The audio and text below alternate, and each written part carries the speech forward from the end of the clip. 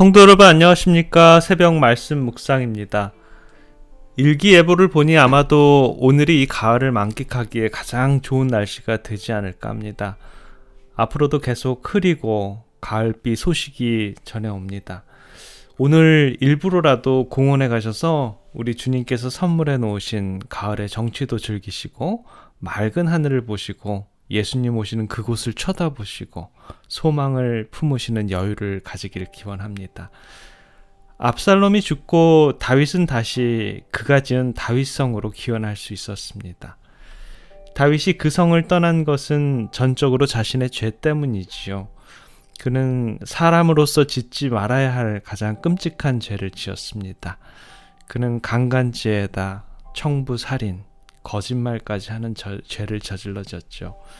그가 도성을 떠나게 된 것도 결국 그가 불러들인 화 때문입니다. 아담과 하와가 에덴 동산을 떠난 동기가 무엇입니까? 그들은 하나님의 말씀에 불순종한 결과로 에덴을 떠날 수밖에 없었습니다. 오늘날 우리가 아직도 죄의 세상에서 유리하며 방황하는 것도 바로 이러한 죄 때문입니다.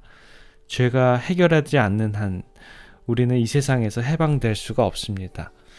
압살롬이 죽음으로 말미암아 다윗이 자신의 성으로 귀환할 수 있듯이 이제 머지않아 주님께서 이 땅에 다시 오심으로 말미암아 죄의 문제와 사단이 해결되면 하나님의 백성들은 주님과 함께 하늘 예루살렘 성으로 귀환할 것입니다.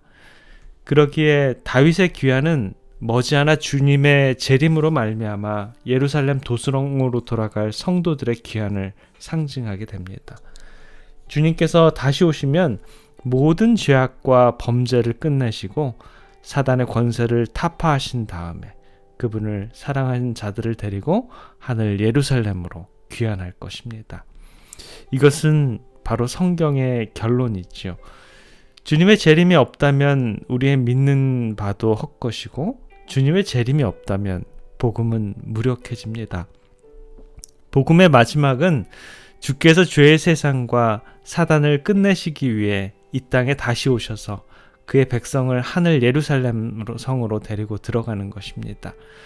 이것이 다윗이 그의 성으로 다시 귀환함을 상징하는 것이죠. 잠깐 후면 오실 이가 오실 터인데 지체치 않으실 것이라고 했습니다. 그리고 주님은 도적같이 올 것이며 주님은 산자와 죽은 자를 심판하시기 위해서 이 땅에 속히 임하실 것입니다. 그리고 산자들과 함께 오랫동안 비었던 하늘 예루살렘을 다시 그의 성도들로 채우기 위해 귀환하실 것입니다. 우리는 이 날이 속히 오기를 기도해야 할 것이며 조만간에 공중에서 주를 맞이할 준비를 게을리해서는 안 될 것입니다. 다윗이 그의 성으로 귀환하는 도중에 일어나는 일이 많을 터인데 사무엘하 기자는 한 사건만을 유독 자세하게 기록하고 있습니다. 그것은 바로 시므이에 관한 일인데요. 사무엘하 19장 15절부터 19절에 보면 왕이 돌아와 요단의 이름에 유다 족속이 왕을 맞아 요단을 건너려 하여 길갈로 오니라. 바후림에 있는 베냐민 사람 게라의 아들 시므이가 급히 유다 사람과 함께 다윗 왕을 맞으러 내려올 때 베냐민 사람 1,000명이 저와 함께하고 사울의 사환 시바도 그 아들 15과 종 20명으로 더불어 저와 함께하여 요단강을 밟고 건너 왕의 앞으로 나아오니라. 왕의 가족을 건너려 하며 왕의 시선이 여기는 대로 쓰게 하려 하여 나룻배가 건너가니 왕이 요단을 건너려 할 때 게라의 아들 시므이가 왕의 앞에 엎드려 왕께 고하되 내 주여 원컨대 내게 죄 주지 마옵소서. 내 주 왕께서 예루살렘에서 나오시던 날에 종의 패역한 일을 기억하지 마옵소서. 마음에 두지 마옵소서. 시므이는 다윗이 그의 성에서 도망 나올 당시 도망 나오는 다윗을 향해 저주를 퍼붓은 그런 장본인이지요. 여러 가지 이유들로 인해서 그러한 저주를 퍼붓게 됩니다. 그런데 다윗이 다시 성으로 귀환하는 동안 다윗 앞에 나와서 가장 먼저 용서를 구합니다. 그때 다윗을 따랐던 많은 장수들이 단칼에 그를 죽일 것을 청하지만 다윗은 그를 너그러이 용서해주는 모습을 보여줍니다. 여기서 우리는 다윗의 위대함을 또 한 번 보게 됩니다. 과연 그는 하나님의 마음에 합한 자였지요. 왜 사무엘하 기자는 이것에 초점을 맞추어서 이것을 아주 중요한 역사적 사건으로 기록하고 있을까요? 여기서 아주 중요한 영적인 교훈이 있습니다.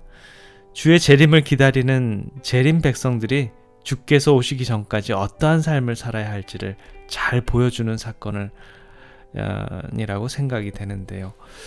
우리 모두는 주님의 재림을 기다리는 재림 성도들입니다. 사람들은 우리를 안식교인이라고 부르지만 이것은 잘못된 명칭이지요. 우리는 누구보다도 주의 재림을 확수고대하는 재림 신자들입니다. 다시 말하자면 주의 다시 오심이 우리 삶의 전부라는 말입니다. 모든 삶의 초점이 재림에 집중되고 주의 다시 오심이 우리의 생각과 우리의 행동과 우리의 말을 항상 가득 채운 삶을 사는 자들이라는 뜻입니다. 우리는 이 일을 위해서 존재하는 사람들입니다. 이러한 재림교인들이 보여야 할 중요한 삶의 지침이 바로 용서의 정신입니다. 다윗성을 향해 귀환하는 다윗이 자신을 저주한 시므이를 만났을 때 다른 사람들이 다 시므이를 죽여야 한다고 권했지만 그는 기꺼이 용서해 주기를 원했고 끝내 용서하는 모습을 보여줍니다.